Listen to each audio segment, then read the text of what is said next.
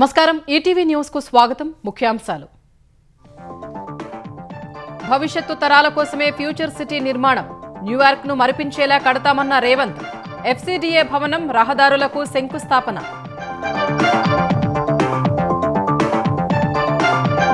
హైదరాబాద్ లో బతుకమ్మ కుంటను ప్రారంభించిన సీఎం మూసీ పునరుజ్జీవంలో పేదలకు అన్యాయం చేయబోమని రేవంత్ రెడ్డి స్పష్టీకరణ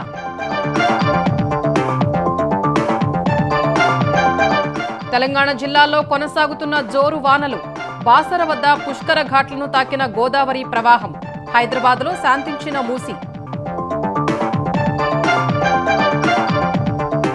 ఆంధ్రప్రదేశ్లోనూ పలు జిల్లాల్లో వర్షాలు కృష్ణా ప్రాజెక్టులకు భారీగా పెరిగిన వరద ప్రకాశం బ్యారేజీ వద్ద 6 లక్షల క్యూసెక్కుల నీటి విడుదల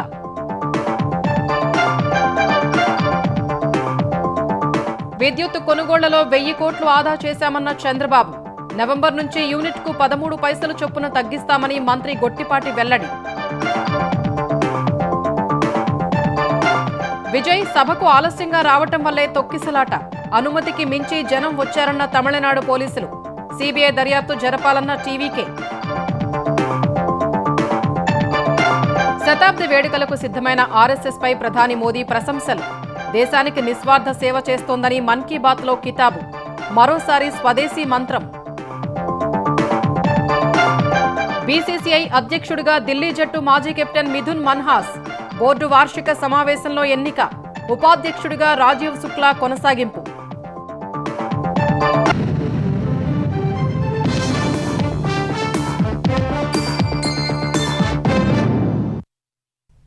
భవిష్యత్తు తరాల కోసమే ఫ్యూచర్ సిటీ నిర్మిస్తున్నామని ముఖ్యమంత్రి రేవంత్ రెడ్డి స్పష్టం చేశారు డిసెంబర్లోనే future city development authority skill university ప్రారంభిస్తామని వెల్లడించారు అభివృద్ధి పనుల వల్ల నష్టపోయేవారు కోర్టులకెళ్లి సమయం వృధా చేసుకోవద్దని ఎఫ్సిడిఏ కార్యాలయం శంకుస్థాపన కార్యక్రమంలో హితవు పలికారు ఏదైనా సమస్య ఉంటే కోర్టు బయటే పరిష్కరించుకుందామని సీఎం సూచించారు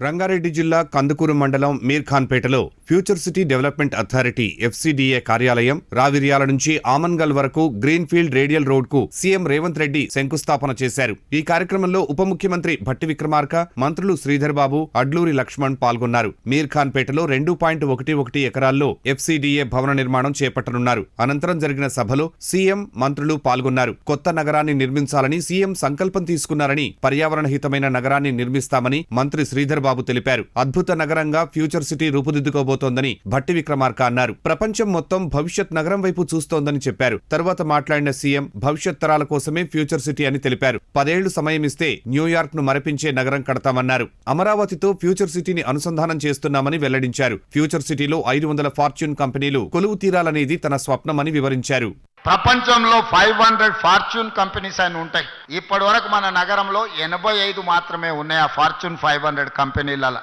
రాబోయే 10 ఏళ్లలో నా లక్ష్యం ఫార్చ్యూన్ 500 కంపెనీలు భారత్ ఫ్యూచర్ సిటీలో ఉండాలి ప్రపంచంలో ఉండే ప్రతి కంపెనీ గొప్ప కంపెనీ ఫ్యూచర్ సిటీలో ఇన్వెస్ట్మెంట్ పెట్టే విధంగా ఫార్చ్యూన్ 500 కంపెనీలను మీ గ్రామానికి మీ ఊరికి తీసుకొచ్చి ఇది ఒక పెద్ద గొప్ప నగరంగా తీర్చిదిద్దే ప్రణాళికలు ఈ రోజు మన ప్రభుత్వం చేస్తుంది ఇందులో సహకరించండి చిన్న చిన్న సమస్యలుంటే పరిష్కరించుకుందాం కోర్టుకెళ్లి సంవత్సరాల కొద్ది తిరిగి రావాల్సిన నష్టపరిహారం మనకు రాకుండా పోతే ఈ ప్రాంతంలో భూముల రేట్లు కూడా ఎక్కడికి పెరిగిపోతాయో తెలియదు ఆనాడు కూడా మీకు వచ్చే నష్టపరిహారం తక్కువ వస్తే మీరు ఏమీ కొనుక్కోలేని పరిస్థితి వస్తుంది ప్రభుత్వం ఉదారంగా మిమ్మల్ని ఆదుకోవడానికి సిద్ధంగా ఉన్నది నేను కూర్చొని మీ సమస్యల్ని పరిష్కరించడానికి సిద్ధంగా ఉన్నా నేను ఒక మెకానిజం ఎవాల్యూ చేస్తా ప్రాంతంలో ఉండే ప్రజాప్రతినిధులను కూడా సహకరించమని నేను అడుగుతున్నా వాళ్ళ సమస్యల్ని పరిష్కరిద్దాం ఫ్యూచర్ సిటీ డెవలప్మెంట్ అథారిటీని డిసెంబర్ నాటికి పూర్తి చేస్తామని సీఎం స్పష్టం చేశారు డిసెంబర్ నుంచి ముఖ్యమైన కార్యక్రమాలు ఎఫ్సిడిఏ నుంచే చేపడతామని తెలిపారు ఇవాళ ప్రారంభించినవి future city development authority office గానీ లేకపోతే ఈ రోడ్లు గానీ పక్కనే నిర్మాణం జరుగుతున్న స్కిల్స్ యూనివర్సిటీ ఎప్పుడొస్తుందో అని అనుకోకండి డిసెంబర్ నెలలో ప్రారంభించుకుంటాం నెలకు 3 సార్లు నేను వచ్చి ఇక్కడనే కూర్చుంటా ప్రపంచంలో ఏ గొప్ప కంపెనీడు పెట్టుబడులు పెట్టాలని నన్ను కలవడానికి వస్తే సచివాలయంలో కాదు future city development authority office లో నేను కూర్చుంటా ప్రపంచాన్ని ఇక్కడికే రప్పిస్తా తెలంగాణ ముఖ్యమంత్రి డిసెంబర్లో ఇక్కడి నుంచే కార్యక్రమాలు చేపడతాడు. నెలకు 4 సార్లు మా ఉప ముఖ్యమంత్రి గారిని, మా శ్రీధర్ బాబుని ఇక్కడ వచ్చి కూర్చొని కార్యక్రమాలు నిర్వహించాల్సిందిగా వారిద్దరు కూడా నేను సూచన చేస్తున్నా. మనం ఉంటే వ్యవస్థలన్నీ ఇక్కడికి వస్తాయి. ఈ సమస్యల్ని పరిష్కరించడానికి అవకాశం ఉంటుంది. సింగరేణి ప్రధాన కార్యాలయానికి ఫ్యూచర్ సిటీలోనే 10 ఎకరాలు కేటాయిస్తున్నామని సీఎం వెల్లడించారు. ఏడాదిలోగా సింగరేణి కార్యాలయం నిర్మించాలని సూచించారు. మూసీ పునరుజ్జీవంలో పేదలకు అన్యాయం చేయబోమని ముఖ్యమంత్రి రేవంత్ రెడ్డి స్పష్టం చేశారు. మూసీ పరివాహకంలోని పేదల పట్ల అవగాహన, సానుభూతి ఉందని తెలిపారు. అంబర్పేటలో పర్యటించిన రేవంత్ రెడ్డి తొలుత ఎస్టీపీ కేంద్రాన్ని ప్రారంభించారు. అనంతరం హైడ్రా పునరుద్ధరించిన బతుకమ్మ కుంటను ప్రారంభించారు. ఈ సందర్భంగా సీఎంకు బతుకమ్మలతో మహిళలు స్వాగతం పలికారు. అనంతరం సభలో మాట్లాడిన రేవంత్ రెడ్డి మూసీ పరివాహకంలోని పేదల జీవితాల్లో మార్పు కోసం కృషి చేస్తున్నామని చెప్పారు. పరివాహకంలోని ప్రజలంతా సహకరిస్తేనే అనుకున్నది సాధ్యమవుతుందన్నారు. బతుకమ్మ కుంట మాదిరిగా హైదరాబాద్లో చాలా చెరువుల్ని పునరుద్ధరిస్తామని సీఎం స్పష్టం చేశారు. దయచేసి నేను పేద ప్రజలకు విజ్ఞప్తి చేస్తున్నా. మాయగాళ్ళు మహానగరంలో చాలా మంది ఉంటారు. వాళ్ళందరూ కలిసి ఈ మహానగరంలో వివిధ ప్రాంతాల నుంచి వచ్చిన పేదల్ని మాయ చేసి ప్రభుత్వ స్థలాలను మీకు అమ్ముతే అగ్గోకు వస్తుందని తీసుకోకండి. ఈ నగరవాసులందరూ మూసీ నది పునరుజ్జీవం కోసం సహకరించండి. మూసీ నది పరివాహక ప్రాంతంలో ఎవరెవరైతే నివాసం కోల్పోతుండ్రో వాళ్ళందరికీ శాశ్వత నివాసాన్ని ఏర్పాటు చేసే బాధ్యత తెలంగాణ రాష్ట్ర ప్రభుత్వం తీసుకుంటుంది. ఎవరిని నష్టపోనివ్వం. ఈ ప్రభుత్వం పేదలకు అండగా నిలబడుతుందని తెలియజేస్తూ సెలవు తీసుకుంటున్న. ధన్యవాదాలు మిత్రులారా. తెలంగాణలో కాంగ్రెస్, బీజేపీ కలిసి జాయింట్ వెంచర్ ప్రభుత్వం నడుస్తోందని బీఆర్ఎస్ కార్యనిర్వాహక అధ్యక్షుడు కేటీఆర్ ఆరోపించారు. కేసీఆర్ను అప్రతిష్ట చేసేందుకు ఈ 2 పార్టీలు కలిసికట్టుగా పనిచేస్తున్నాయని విమర్శించారు. నాగర్ కర్నూలు జిల్లా కడ్తాల్లో జరిగిన అచ్చంపేట జనగర్జన సభలో పాల్గొన్న కేటీఆర్ కాంగ్రెస్, బీజేపీ తెలంగాణ ప్రయోజనాల్ని కాపాడలేవన్నారు. కర్ణాటక ప్రభుత్వం తలపెట్టిన ఆల్మట్టి ప్రాజెక్టు ఎత్తు పెంపును సీఎం అడ్డుకోవాలని డిమాండ్ చేశారు. లేదంటే బీఆర్ఎస్ శ్రేణులంతా కదులుతాయని అన్నారు. 6 గ్యారంటీల పేరుతో అధికారంలోకి వచ్చిన కాంగ్రెస్ నేతలు ఆ హామీల్ని తుంగలో తొక్కారని విమర్శించారు. స్థానిక ఎన్నికల్లో ఓట్ల కోసం వచ్చే కాంగ్రెస్ నేతల్ని హామీలపై నిలదీయాలని పిలుపునిచ్చారు. మంత్రి పొంగులేటి శ్రీనివాసరెడ్డి ఇంటిపై ఈడీ సోదాలు జరిగి ఏడాది గడిచినా ఇప్పటికీ చర్యలు తీసుకోకపోవడమే బీజేపీ, కాంగ్రెస్ మధ్య ఉన్న అవగాహనకు నిదర్శనమని కేటీఆర్ తెలిపారు. బీజేపీ, కాంగ్రెస్ దొందే. ఇద్దరు కలిసే ఇవాళ తెలంగాణను పొందబెట్టే ప్రయత్నం చేస్తా ఉన్నారు. ఇద్దరు కలిసి రాజకీయంగా మనను ఎదుర్కోలేక కేసీఆర్ గారిని మరి అప్రతిష్ట పాలు చేసే ప్రయత్నం చేస్తా ఉన్నారు. ఇద్దరు కలిసి ఉన్నారని ఎందుకంటున్నా అంటే సెప్టెంబర్ 27 పోయిన సంవత్సరం పొంగులేటి శ్రీనివాసరెడ్డి కాంగ్రెస్ మంత్రి, ఆయన ఇంటి మీద ఈడీ వాడు రైడ్ చేసిండు. ఆ రైడ్ లో 2 నోట్లను లెక్క పెట్టే మెషిన్లు పోతున్నాయి, గుట్టలుగా పైసలు ఉన్నట్టున్నాయి అని చెప్పి టీవీలలో వార్తలు వచ్చినాయి. సంవత్సరం అయిపోయినా కూడా ఆ మంత్రి గారు నోరిపుతలేడు, ఈడీ వాడు నోరిపుతలేడు, కాంగ్రెస్ వాడు మాట్లాడతలేడు, బీజేపీ వాడు మాట్లాడతలేడు. ఇద్దరు మంచిగా కలిసిమెలిసి అండర్స్టాండింగ్ లో బ్రహ్మాండంగా పనిచేసుకుంటా ఉన్నారు. ఇక్కడ తెలంగాణలో ఉన్నది జాయింట్ వెంచర్ ప్రభుత్వం. కాంగ్రెస్, బీజేపీ కలిపి నడుపుతున్న ప్రభుత్వం తప్ప ఇది కాంగ్రెస్ ప్రభుత్వం కాదు. కూటమి ప్రభుత్వం తీసుకున్న చర్యల కారణంగా విద్యుత్ కొనుగోళ్లలో దాదాపు 1000 కోట్ల రూపాయలు ఆదా చేసినట్లు సీఎం చంద్రబాబు వెల్లడించారు. ఆ మేరకు రానున్న కాలంలో ప్రజలపై 1000 కోట్ల భారాన్ని తగ్గిస్తున్నామని తెలిపారు. గత ప్రభుత్వం విద్యుత్ శాఖను సంక్షోభంలోకి నెట్టేసిందన్న సీఎం ప్రజలపై విద్యుత్ ఛార్జీల రూపంలో భారం పడిందని మండిపడ్డారు. 15 నెలల కాలంలో విద్యుత్ రంగాన్ని గాడిన పెట్టడం సహా అనేక సమస్యల్ని పరిష్కరించామని వెల్లడించారు. తక్కువ ధరకు విద్యుత్ కొనుగోళ్లు చేపట్టామన్నారు. తెలుగుదేశం ప్రజా ప్రతినిధులు, గ్రామస్థాయి కార్యకర్తలతో టెలికాన్ఫరెన్స్ నిర్వహించిన చంద్రబాబు పార్టీ కార్యకర్తలైనా, నాయకులైనా ప్రజలకు దగ్గరగా ఉంటూ మంచి చెడుల్ని వివరించాలని దిశానిర్దేశం చేశారు. ఎన్నికలప్పుడే ప్రజల వద్దకు వెళ్తానంటే వారు హర్షించారని హితవు పలికారు. 11 మంది వైసీపీ ఎమ్మెల్యేలు అసెంబ్లీకి రాకుండా అదే పార్టీకి చెందిన ఎమ్మెల్సీలు మాత్రం సభకు రావటం ఏం ద్వంద్వ వైఖరి డ్రామా అని చంద్రబాబు నిలదీశారు. కేంద్రం తీసుకొచ్చిన జీఎస్టీ సంస్కరణలతో పేద, మధ్యతరగతి ప్రజలకు లబ్ధి జరుగుతుందన్న సీఎం వాటిని ప్రజలకు వివరించి చెప్పాలని సూచించారు. రాష్ట్ర వ్యాప్తంగా 60,000 సమావేశాలు పెట్టి ప్రజలకు వివరించాలన్నారు.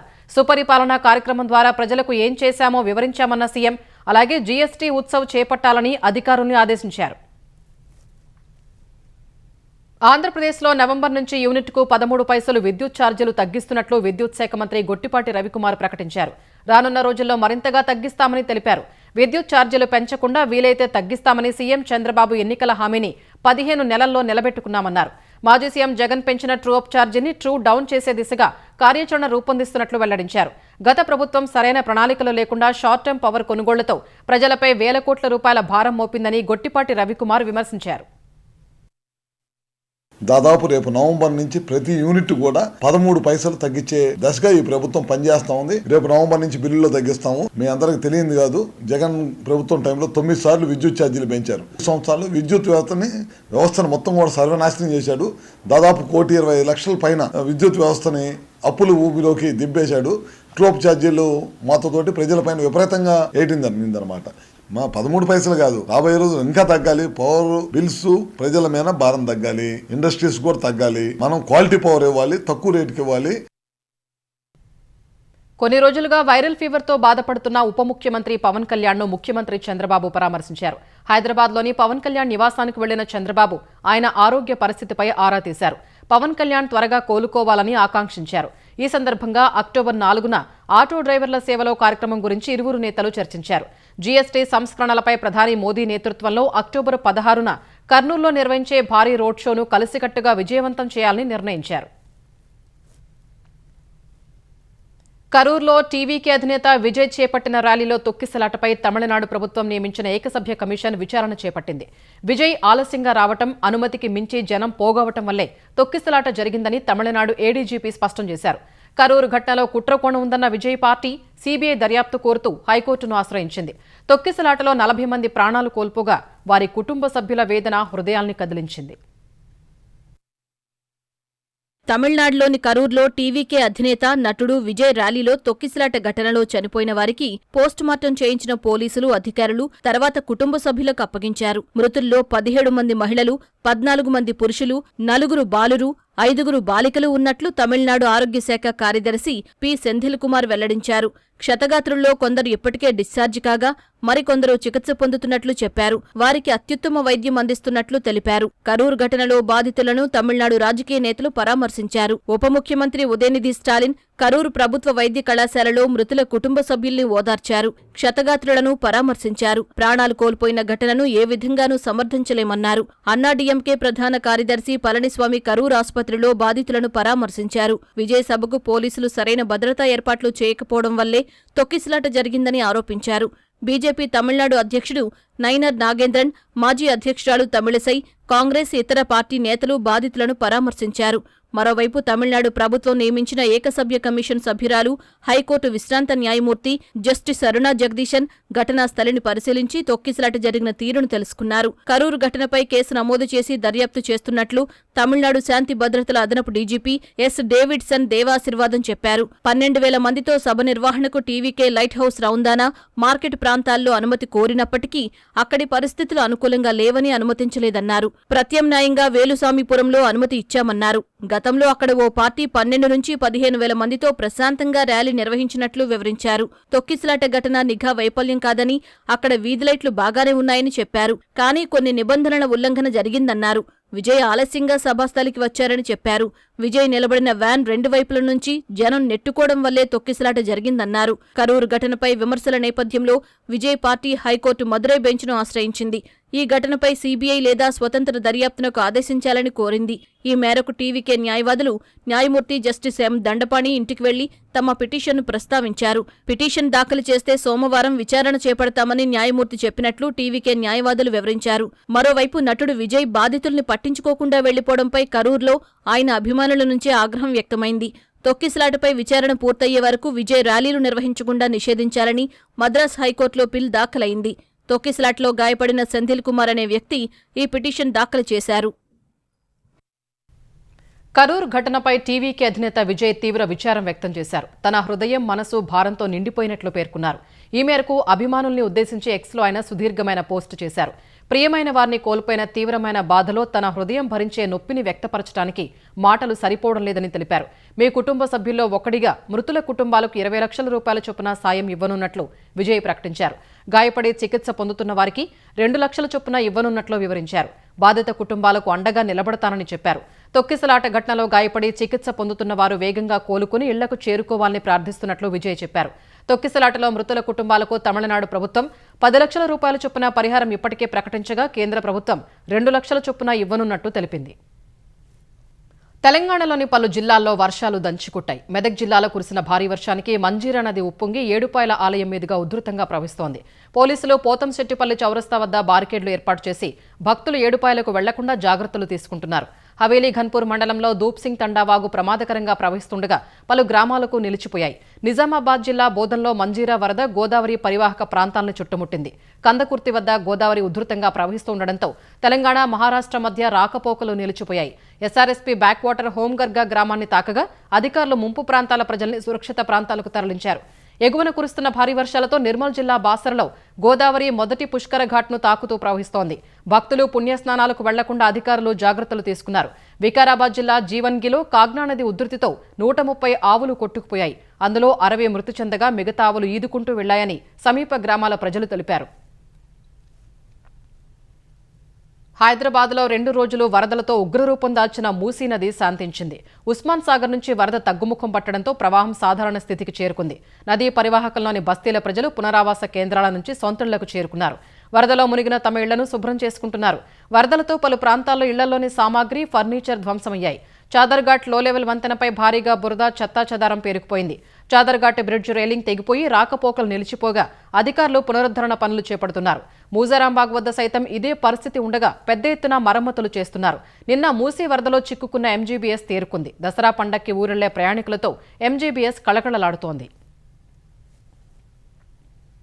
తెలంగాణలో భారీ వర్షాలతో గోదావరి నది పరవళ్లతో పలు జిల్లాల్లోని ప్రాజెక్టులకు వరద పోటెత్తింది.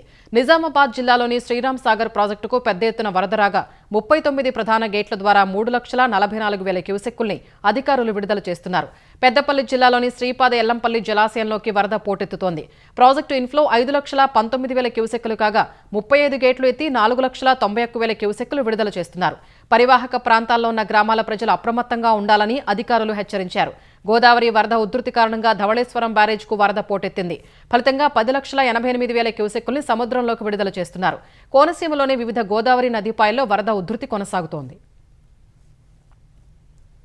ఆంధ్రప్రదేశ్లోని పలు జిల్లాల్లో వర్షాల జోరు కొనసాగుతోంది. కర్నూలు జిల్లాలో 2 రోజులుగా కురుస్తున్న భారీ వర్షాలకు కౌతాళం మండలంలో వాగులు, వంకలు ఉధృతంగా ప్రవహిస్తున్నాయి.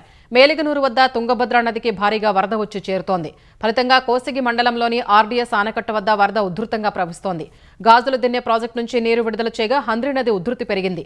ఫలితంగా నదికి ఆనుకుని ఉన్న చెంచు కాలనీ, దేవనగర్, బుధవారపేటలోని లోతట్టు ప్రాంతాలు నీట మునిగాయి. దేవనగర్, కల్లూరు వద్ద ఉన్న వంతెనలపైకి వరద చేరగా రాకపోకలకు అంతరాయం ఏర్పడింది. పల్నాడు జిల్లాలో భారీ వర్షానికి కొల్లూరు, భట్టిప్రోలు మండలాల్లోని 18 గ్రామాల్లో పంట పొలాలు, ఇటుక బట్టీలు, పశువుల పాకలు, పశుగ్రాసాలు నీట మునిగాయి. ఎగువ సాగర్, మూసీల నుంచి వస్తోన్న వరద ఉధృతికి దాచేపల్లి మండలం రామాపురంలోని మత్స్యకార కాలనీలోకి భారీగా వరద చేరింది. స్థానికులు పడవలపై రాకపోకలు సాగిస్తున్నారు. అప్రమత్తమైన రెవెన్యూ అధికారులు కాలనీవాసుల్ని పునరావాస కేంద్రాలకు తరలించారు. కృష్ణానదిలో 6 లక్షల క్యూసెక్కుల నీటి ప్రవాహం దాటిందన్న గుంటూరు కలెక్టర్ అన్సారియా తాళ్లాయపాలెం, ఉద్దండరాయనిపాలెంలోని గ్రామస్తుల్ని పునరావాస కేంద్రాలకు తరలించారు. ఎగువన భారీ వర్షాలతో కృష్ణా ప్రాజెక్టులకు వరద పోటెత్తింది. శ్రీశైలం జలాశయానికి భారీగా వరద కొనసాగుతోంది. జూరాల, సుంకేశ్ల ప్రాజెక్టుల నుంచి వస్తున్న వరదను దృష్టిలో పెట్టుకుని ప్రాజెక్టు 10 గేట్లను 23 అడుగుల మేర ఎత్తి నీటిని దిగువకు విడుదల చేస్తున్నారు. ప్రాజెక్టులోకి సుమారు 5,93,000 క్యూసెక్కుల వరద వస్తుండగా 5,87,000 క్యూసెక్కులను విడుదల చేస్తున్నారు. శ్రీశైలం నుంచి నీటి విడుదలతో నాగార్జున సాగర్ జలాశయానికి వరద పోటెత్తింది. అధికారులు 26 గేట్లను ఎత్తి నీటిని దిగువకు విడుదల చేస్తున్నారు. సాగర్ ఇన్ఫ్లో 4,49,000 క్యూసెక్కులు కాగా అవుట్ఫ్లో 5,93,000 క్యూసెక్కులుగా ఉంది. కృష్ణమ్మ పరవళ్లతో ప్రకాశం బ్యారేజీకి భారీగా వరద నీరు వచ్చి చేరుతోంది. బ్యారేజీ 69 గేట్లను పూర్తి స్థాయిలో ఎత్తి నీటిని సుమారు 6 లక్షల క్యూసెక్కుల్ని సముద్రంలోకి విడుదల చేస్తున్నారు. కృష్ణా, గోదావరి నదులకు పెరుగుతున్న వరదపై ఏపీ విపత్తు నిర్వహణ శాఖ మంత్రి వంగలపూడి అనిత సమీక్షించారు. వివిధ జిల్లాల కలెక్టర్లతో ఫోన్లో మాట్లాడి అన్ని ముందు జాగ్రత్తలు తీసుకోవాలని ఆదేశించారు.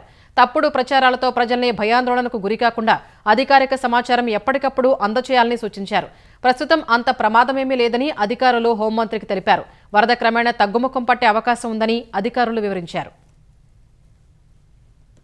గ్రూప్ 2 ఫలితాలను తెలంగాణ రాష్ట్ర పబ్లిక్ సర్వీస్ కమిషన్ టీజీపీఎస్సీ విడుదల చేసింది. 782 పోస్టులకు ఎంపికైన వారి జాబితాను వెల్లడించిన టీజీపీఎస్సీ ఒక్క పోస్టు ఫలితాన్ని పెండింగ్ పెట్టింది. ఈ మేరకు గ్రూప్ 2లో 18 రకాల ఉద్యోగాలకు ఎంపికైన వారి జాబితాను టీజీపీఎస్సీ వెబ్సైట్లో పెట్టినట్లు పేర్కొంది. 2022 డిసెంబర్లో గ్రూప్ 2 పోస్టులకు నోటిఫికేషన్ ఇచ్చిన టీజీపీఎస్సీ 2024 డిసెంబర్లో పరీక్షలు నిర్వహించింది.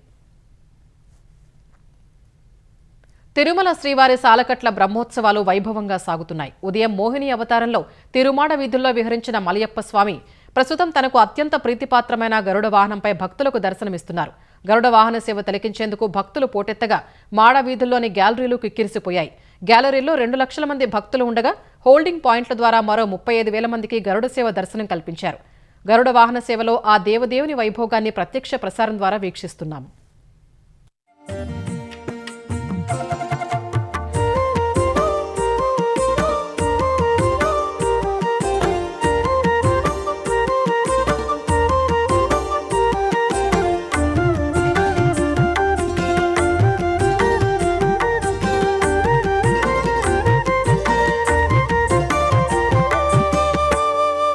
కరుణించవా హరి హరి అంటున్న దయచూపవా నమో నమో అంటున్న అచట ఇచట అంతట నీవే గోవింద అలనామా అలనా చూసేది నీవే గోవింద ఆపదలుంటే గోవింద మొక్కితే తీర్చెవు గోవింద నీ చల్లని చూపుతో గోవింద నన్ను చల్లగా దీవించు గోవింద